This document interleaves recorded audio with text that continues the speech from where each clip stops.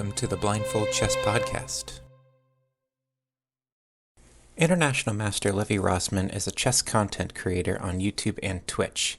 His name, GothamChess, comes from where he grew up in New York City. He has earned over 1 million subscribers on YouTube, and his videos have reached almost 500 million total views since he started in 2018.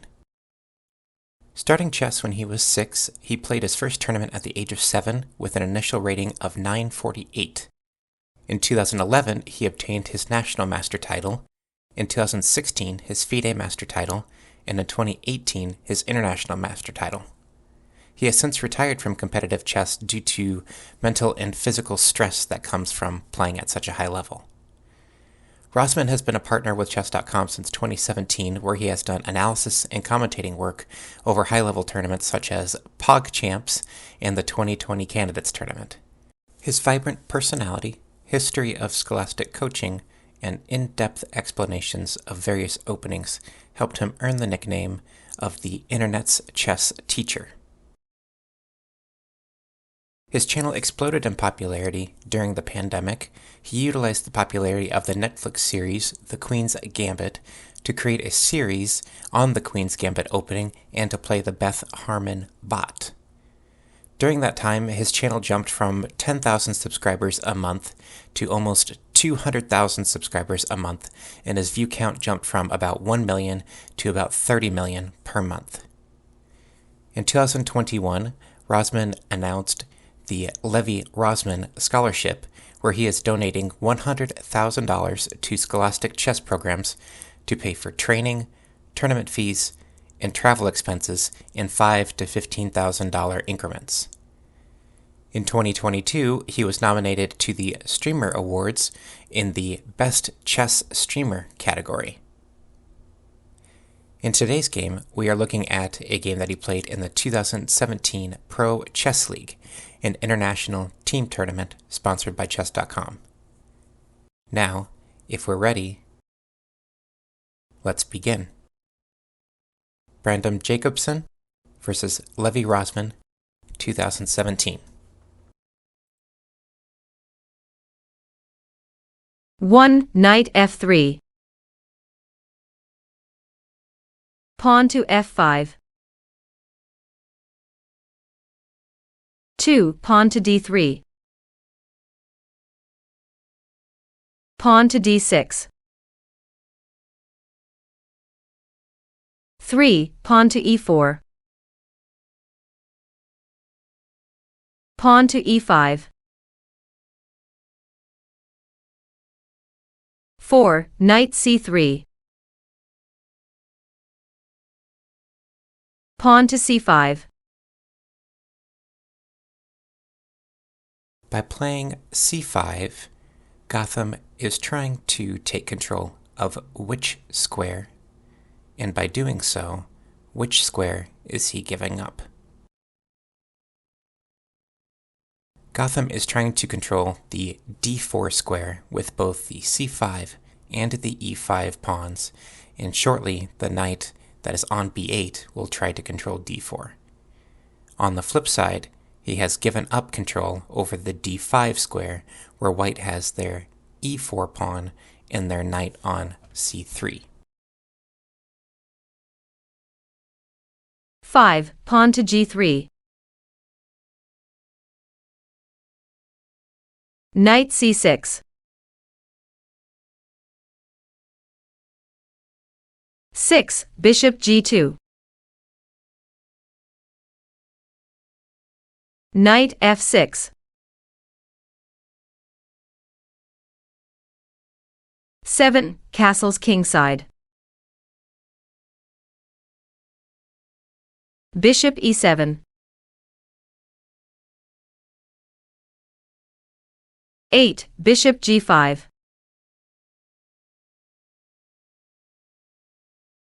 Castles kingside.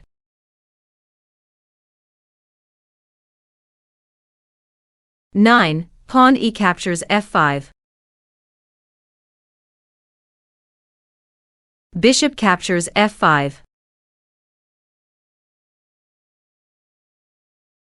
10. Knight d2.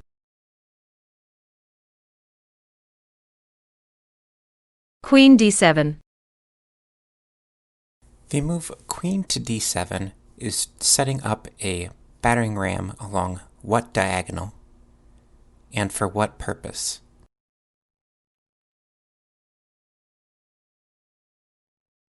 It is along the c8 to h3 diagonal with the objective of eliminating white's light-squared bishop on g2. 11. Bishop captures f6. Rook captures f6. 12. Knight d to e4. Rook h6.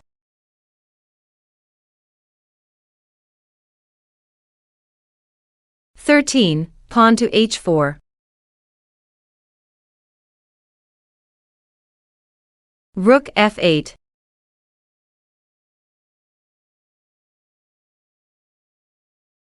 14. Knight d5.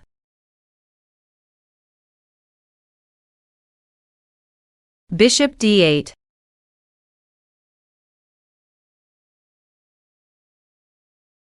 15. Queen d2.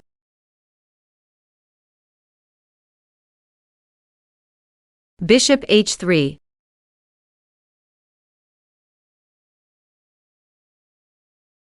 16. Knight g5.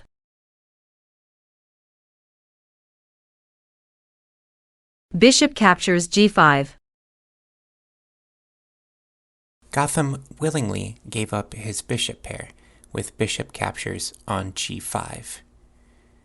It was in an effort to preserve the light-squared bishop that was on h3. Why is white's bishop on g2 so important?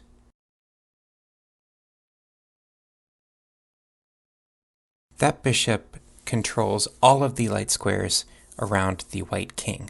So if you were to remove that bishop that is on g2, even if you trade off your bishop on h3, then you have weakened the f3, g2, h3, h1, and g4 squares around the white king. 17. Queen captures g5. Rook g6.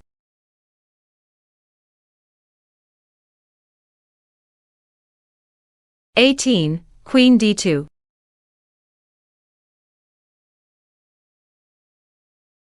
Knight d4.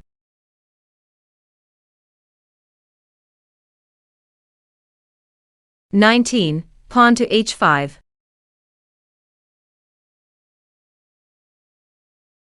Bishop captures g2.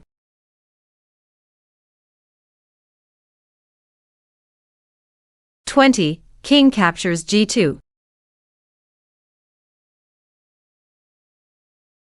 Rook h6.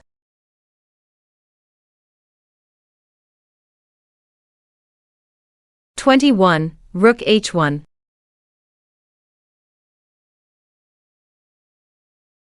Queen f7.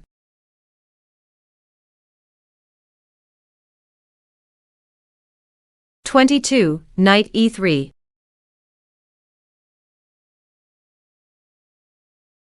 Queen f3 check.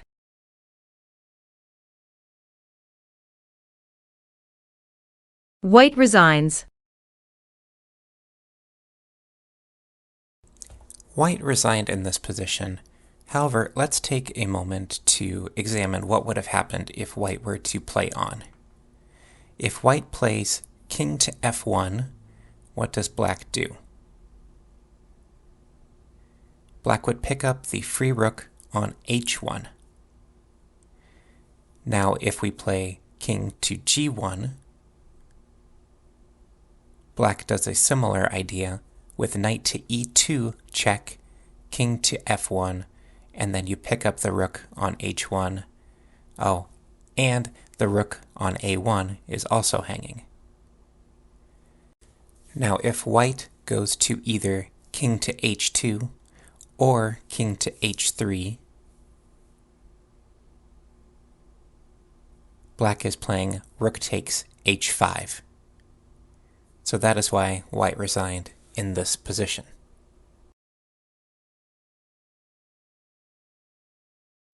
Though he doesn't play much competitively anymore, GothamChess or International Master Levy Rozman is still a wonderful player to observe, to be entertained by, and to learn from.